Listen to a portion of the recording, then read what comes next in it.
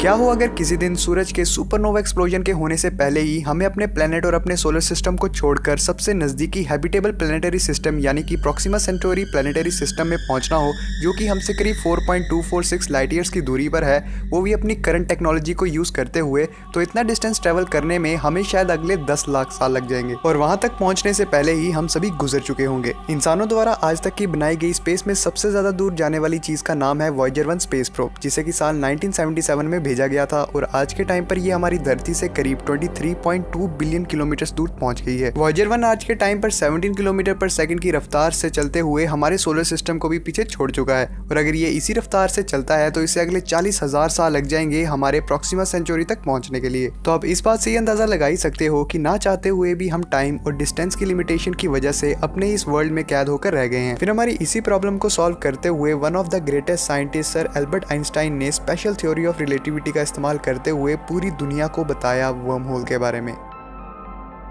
एक बार दोबारा अपनी उस पुरानी हाइपोथेसिस के बारे में सोचिए जिसमें कि आपको 4.25 लाइट ईयर्स का डिस्टेंस ट्रैवल करना था, लेकिन अगर आप वही डिस्टेंस एक वर्म होल के थ्रू ट्रैवल करोगे तो आपको अपनी डिजायर्ड लोकेशन तक पहुंचने में महज 3 से 4 महीने का वक्त या फिर उससे भी कम का वक्त लगेगा, और वो भी अपनी उसी पुरानी टेक्नोलॉजी का इस्तेमाल करते हुए जो कि हमें पहले अपने पूरे यूनिवर्स को एक्सप्लोर करने से रोक रही थी। तो ये सब जानने के बाद हमारे मन में ये जिज्ञासा उठती है कि आखिर क्या है वर्म होल्स और ये कैसे काम करते हैं। तो सोचिए अगर आपको किसी दिन हमारी मिल्की वे गैलेक्सी से हमारी गैलेक्सी की सबसे नज़दीकी गैलेक्सी यानी कि एंड्रोमेडा गैलेक्सी तक जाना हो, जो कि हमसे करीब 2.5 मिलियन लाइट ईयर्स की दूरी पर है, वो भी अपनी पुरानी ही टेक्नोलॉजी का इस्तेमाल करते हुए, तो आपको इस 28,000 किलोमीटर पर आवर की स्पीड से डिस्टेंस ट्रैवल करने पर भी आपको करीब 94 बिलियन ईयर्स लग जाएंगे अपनी सबसे नज़दीकी गैलेक्सी यानी कि एंड्रोमेडा गैलेक्सी तक पहुंचने में, जो कि हमसे करीब 2.4 मिलियन लाइट ईयर्स की दूरी पर मौजूद है। लेकिन वहीं दूसरी ओर अगर आप इन दोनों जगहों के बीच का डिस्टेंस ट्रैवल करने के लिए एक वर्म होल का इस्तेमाल करते हो, तो एक वर्म होल इन दोनों के बीच में मौजूद स्पेस और टाइम को पूरी तरह बेंड कर देगा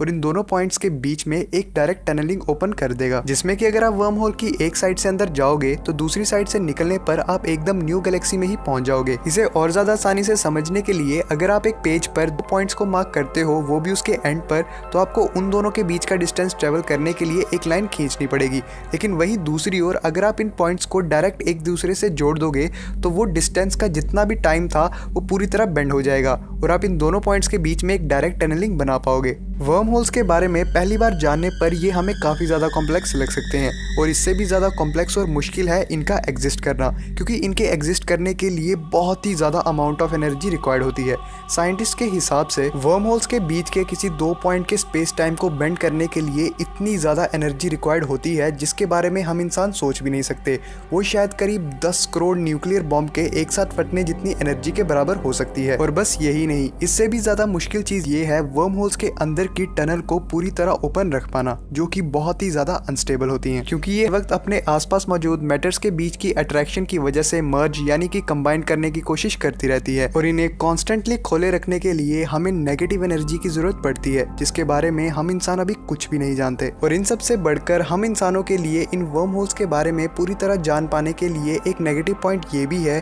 कि आज तक हम कभी भी कोई भी वर्म होल नहीं ढूंढ पाए हैं, जिसकी मेन वजह है हमारे टेलीस्कोप्स, जो कि आज के हिसाब से तो काफी ज्यादा एडवांस है, लेकिन फिर भी ये दूर से आने वाली लाइट की रोशनी को पूरी तरह नहीं कैप्चर कर पाते, क्योंकि हमारे एस्ट्रोफिजिसिस्ट के हिसाब से जब हमारा यूनिवर्स बिग बैंग के बाद एग्जिस्टेंस में आया ही था, तब यूनिवर्स में ऐसे काफी ज्यादा वर्म होल एग्जिस्ट करते थे, जो कि धीरे धीरे इन्फॉर्मेशन यानी कि यूनिवर्स के एक्सपेंशन के चलते काफी ज्यादा दूर दूर चले गए। और वही नेचुरली ऑकरिंग वर्म होल्स हमारी धरती से इतनी ज्यादा दूर चले गए कि आज के टाइम पर उनसे आने वाली रोशनी भी हम तक नहीं पहुंच पा रही। तो अभी के लिए हमारी पूरी ह्यूमन सिविलाइजेशन के लिए फिजिकली इंटरगैलेक्टिक स्पेस ट्रैवल कर पाना तो एकदम इम्पॉसिबल है, लेकिन क्या पता अगर आगे आने वाले टाइम पर हम किसी ऐसे वर्म होल को ढूंढ पाएं या फिर उसे बना पाएं, तो हम शायद इंटरगैलेक्टिक ट्रैवल भी कर सकते हैं और अपने इस दूर दूर तक फैले हुए यूनिवर्स को एक्सप्लोर कर सकते हैं।